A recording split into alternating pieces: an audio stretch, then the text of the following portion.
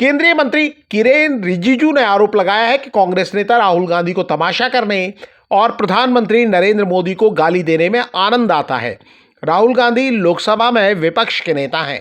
संसद का शीतकालीन सत्र जारी है, लेकिन हंगामे की वजह से अब तक सदन की कार्यवाही प्रभावित होती रही है। मंत्री किरेन रिजिजू ने एक्स पर लिखा कि समाजवादी पार्टी टीएमसी राज्यसभा में कांग्रेस के सभी सांसद, लोकसभा में कांग्रेस के कुछ सांसद और कई पार्टियों के सांसदों की संसदीय डिबेट और चर्चा में हिस्सा लेने में वाकई दिलचस्पी है। उन्होंने आगे लिखा कि राहुल गांधी जी के पास खोने के लिए कुछ नहीं है, क्योंकि वो लोगों के दर्द और दिक्कतों को महसूस नहीं कर सकते हैं, लेकिन बाकी सांसद कर सकते हैं। रिजिजू ने लिखा कि राहुल गांधी को यहां तमाशा करना है, फिर अपनी छुट्टियों का आनंद लेने के लिए विदेश जाना है। कांग्रेस नेता प्रियंका गांधी ने आरोप लगाया है कि केंद्र सरकार जानबूझकर संसद को नहीं चला रही है। संसद के शीतकालीन सत्र की कार्यवाही लगातार बाधित हो रही है। इसे लेकर सरकार ने कांग्रेस पर आरोप लगाया है। वहीं प्रियंका गांधी ने एक्स पर लिखा है कि भाजपा सरकार नहीं चाहती कि संसद में मोडानी महाघोटाला, गिरती अर्थव्यवस्था, बढ़ती महंगाई, बेरोजगारी और मणिपुर में अशांति पर चर्चा हो। उन्होंने आरोप लगाया है कि अडानी के भ्रष्टाचार की वजह से जनता को बड़े बड़े बिल चुकाने पड़ रहे हैं। मुझे ताज्जुब होता है, मैं तो नहीं हूँ संसद में, आज तक प्रधानमंत्री जी आया ही नहीं है। सत्र के मेरे ख्याल से 10 दिन तो हो गए होंगे, दिखते ही नहीं है यहाँ। प्रियंका गांधी ने कहा कि आखिर क्या वजह है कि विपक्ष जरूरी मुद्दे न उठाए। नेशनल कॉन्फ्रेंस के प्रमुख फारूक अब्दुल्ला ने कहा है कि जम्मू कश्मीर में रहने वाले रोहिंग्या शरणार्थियों को पानी और बिजली जैसी जरूरी सुविधाएं मुहैया कराना राज्य सरकार की जिम्मेदारी है।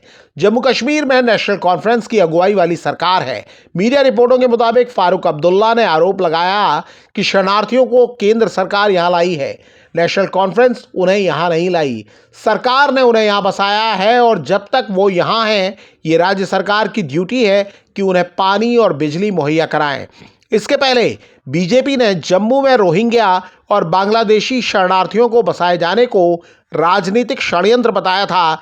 बीजेपी ने कहा था कि जो लोग ऐसा होने दे रहे हैं, उनकी पहचान पता करने के लिए सीबीआई जांच होनी चाहिए। बीजेपी नेताओं ने आरोप लगाया कि शरणार्थी विशेष समुदाय से आते हैं और राज्य सरकार उनकी रक्षा करना चाहती है। अमेरिकी राष्ट्रपति चुनाव में जीत हासिल करने वाले डोनाल्ड ट्रंप ने कहा है कि यूक्रेन और रूस को तुरंत संघर्ष विराम करना चाहिए और बातचीत की मेज पर आना चाहिए।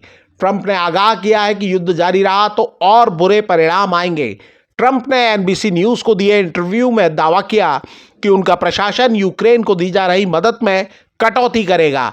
ट्रंप ने अपने चुनावी दावे को दोहराते हुए कहा कि वो कुछ समय में यूक्रेन युद्ध रोक सकते हैं। वहीं यूक्रेन के राष्ट्रपति वोलोदिमीर जेलेंस्की तुरंत सीज फायर के लिए तैयार नहीं हैं। उन्होंने कहा कि जब तक यूक्रेन को सुरक्षा गारंटी नहीं मिलती, सीज फायर नहीं होगा। उन्होंने कहा कि यह जंग कागज के टुकड़े पर साइन करने भर से नहीं रुकेगी। उधर रूस के प्रवक्ता दिमित्री पेस्कोव ने कहा यूक्रेन ने बातचीत से इनकार कर दिया है। उन्होंने कहा कि यूक्रेन को दोनेत्स्क, लुहांस्क, खेरासोन और ज़ेपोरिज़िया पर दावा छोड़ना होगा, तभी संघर्ष विराम होगा। अल्लू अर्जुन की फिल्म पुष्पा 2 बॉक्स ऑफिस पर धमाल कर रही है। 5 दिसंबर को रिलीज हुई ये फिल्म पहले ही हफ्ते में कई रिकॉर्ड बना चुकी है। मीडिया रिपोर्टों की माने तो ये फिल्म ऑल टाइम ब्लॉकबस्टर होने जा रही है। ये दावा किया जा रहा है कि ये फिल्म 1000 करोड़ से भी ज्यादा का कारोबार कर सकती है, वो भी सिर्फ भारत में।